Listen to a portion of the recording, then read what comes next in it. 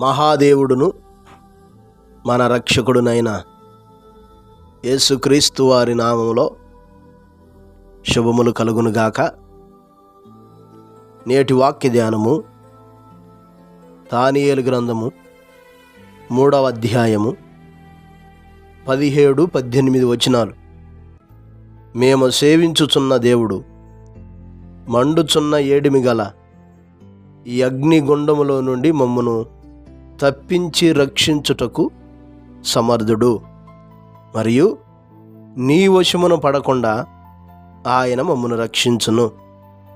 ఒకవేళ ఆయన రక్షింపకపోయినను, రాజా, నీ దేవతలను మేము పూజింపమనియు నీవు నిలవబెట్టించిన బంగారు ప్రతిమకు నమస్కరింపమనియు తెలుసుకొనుము.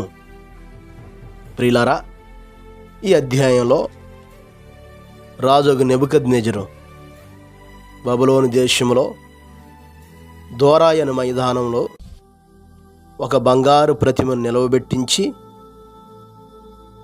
ఆ ప్రతిమ దగ్గరకు తన సంస్థానములో ఉన్న వారందరినీ, అనగా సేనాధిపతులు, సంస్థానాధిపతులు, మంత్రులు, ఖజానాదారులు, ధర్మశాస్త్ర విధాయకులను, న్యాయాధిపతులను, సంస్థానములలో ఆధిక్యం వహించిన వారందరినీ సమకూర్చి వారందరికీ దూతల ద్వారా ఒక విషయాన్ని తెలియచేయిస్తాడు. మీకు బాకా పిల్లంగ్రోవి, పెద్ద వీణ సుంపోనియ, వీణ విపంచిక, సకల విధములకు వాద్యధ్వనులు మీకు వినబడినప్పుడు మీరు నెబుకద్నెజరు నిలవబెట్టించిన బంగారు ప్రతిమ ఎదుట సాగిలపడి నమస్కరించుడి. అలాగ నమస్కరింపని వాడెవడో వాడు మండుచున్న అగ్నిగుండములో తక్షణమే వేయబడతాడు అనే విషయాన్ని దూతల ద్వారా తెలియజేయిస్తాడు. అందరూ అక్కడికి వచ్చిన ప్రతి ఒక్కరూ తమ తమ వరుసలో సంగీత వాయిద్యధ్వనులు వినిపించబడటం, వారు వెళ్ళి సాగిలపడి నమస్కరించటం జరుగుతూ ఉంది. అయితే షడ్రక్, మెషక్, అబేద్నెగోలు వారు రాజు నిలవబెట్టించిన బంగారు ప్రతిమకు సాగిలపడి నమస్కరించలేదు. అక్కడున్న అధిపతులు ఈ విషయాన్ని రాజుకు తెలియజేస్తే రాజు వారి దగ్గరకు వచ్చి, షద్రక్, మేషక్, అబేద్నెగోలు, మీరు నా దేవతను పూజించట్లేదని, నేను నిలవబెట్టించిన బంగారు ప్రతిమకు నమస్కరించటలేదని నాకు వినబడింది. అది నిజమా? మీకు ఒక చివరి అవకాశం ఇస్తున్నాను. మరలా సకల విధములకు వాద్యధ్వనులు మీకు వినబడే సమయంలో మీరు లేచి నేను నిలవబెట్టించిన బంగారు ప్రతిమకు నమస్కరించండి, లేకపోతే మీరు తక్షణమే అగ్నిగుండములో పడవేయబడుదురు. నా చేతిలో నుండి మిమ్మును విడిపించగల దేవుడు ఎక్కడున్నాడని షద్రక్, మెషక్, అబేద్నెగోలను ప్రశ్నించిన సమయంలో వారు నెబుకద్నెజరుకి ఇస్తున్నటువంటి సమాధానం మనం చదివిన ఈ మాటలో, మేము సేవించుచున్న దేవుడు మండుచున్న ఏడిమి గల ఈ అగ్నిగుండములో నుండి తప్పించి రక్షించుటకు సమర్థుడు, నీ వశమున పడకుండా ఆయన మమ్మల్ని కాపాడతాడు. రాజా, ఒకవేళ మా దేవుడు రక్షింపకపోయినను నీవు నిలవబెట్టించిన ప్రతిమ ఎదుట మేము సాగిలపడం. ఎంత భక్తి, ఎంత తెగింపు కలిగినటువంటి విశ్వాసం కలిగిన వీరులు వీరు. ఈ మాటలింటున్న ప్రియమైన దేవుని బిడ్డలారా, వీరు ఆ దినాల్లో విచారణకర్తలుగా ఉన్నారు.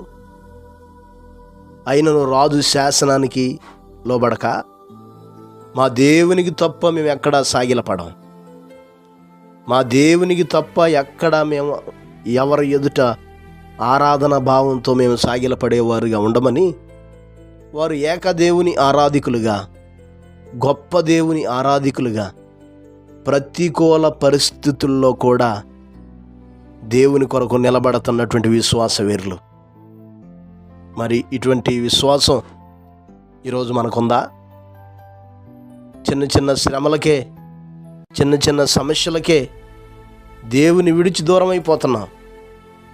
ఇటువంటి విశ్వాస వీరుల్ని జ్ఞాపకం చేసుకుంటూ ఆధ్యాత్మికంగా విశ్వాసములో మనము ప్రజ్వలింపబడగలిగేటటువంటి వారుగా ఉండాలి. అవును, మన దేవుడు రక్షించుటకు సమర్థుడైన దేవుడు. వీరెంతగా దేవుని పట్ల విశ్వసించారో, వీరు అగ్నిగుండంలో పడవేయబడటానికంటే ముందుగానే దేవుడే అగ్నిగుండంలోనికి ప్రవేశించాడు. ఆ అగ్నిని చల్లార్చాడు. రాజు కళ్ళారా వాటిని చూస్తుండటం మనం చూస్తున్నాం. మా దేవుడు రక్షించడానికి సమర్థుడైన దేవుడని నమ్మిన తన దాసులని దేవుడు విడిచిపెట్టలే. ఈరోజు మన జీవితాలను కూడా యోచించేయాలి. నువ్వు విశ్వసిస్తే, ఆయన నమ్మితే, నిన్నెట్టి పరిస్థితుల్లో కూడా ఆయన విడిచిపెట్టడం. రక్షించడానికి సమర్థుడైన దేవుని మనం ఆరాధిస్తున్నాం. 2వ పేతురు పత్రిక 2వ అధ్యాయం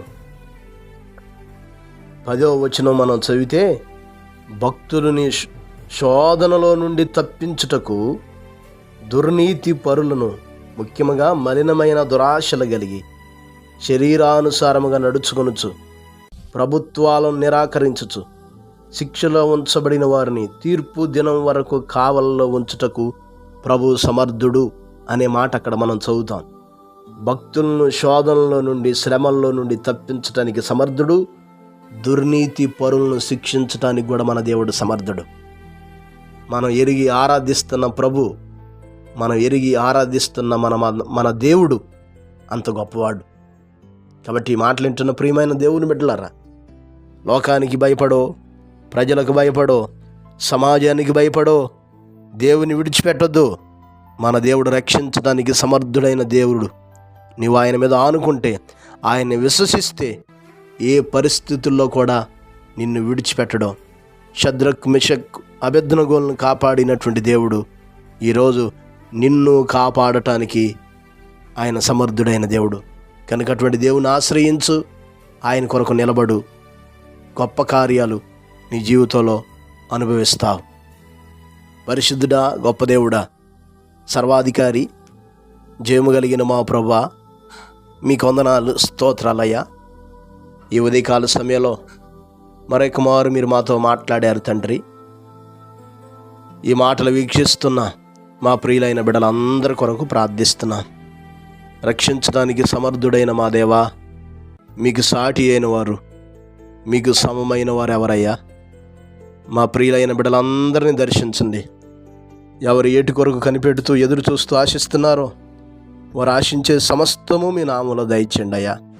ఈరోజంతా మీ సన్నిధిని తోడుగా ఉంచి మీరు నడిపించమని యేసు నామమున అడిగి వేడుకొనుచున్నాము తండ్రి, ఆమేన్.